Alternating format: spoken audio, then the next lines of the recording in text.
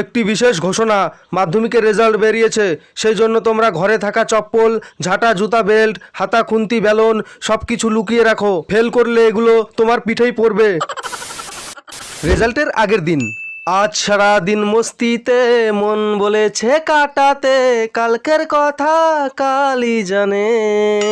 Fail করার পরে মা, আমি মাধ্যমিকে ফেল করে গেছি, মা আমাকে ক্ষমা করে দাও, মা আমাকে মেরো না প্লিজ, আমি সামনের বছর পাস করে যাবো, মা আমাকে ক্ষমা করে দাও।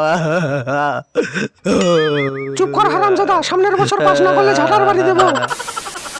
কি রে, তোর তো মাধ্যমিকের রেজাল্ট বেরিয়েছে, তোর রেজাল্টের খবর কি? পাস করেছিস না ফেল করেছিস? বল, তুই পাস করেছিস না ফেল করেছিস, বল। অ্যাকচুয়ালি বাবা, অ্যাকচুয়ালি কি?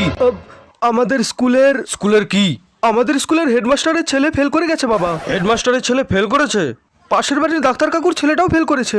আরে তুই পাস করেছিস কিনা সেটা বল। পল্টুর বাবা ইঞ্জিনিয়ার, পল্টু এবার মাধ্যমিকে ফেল করেছে।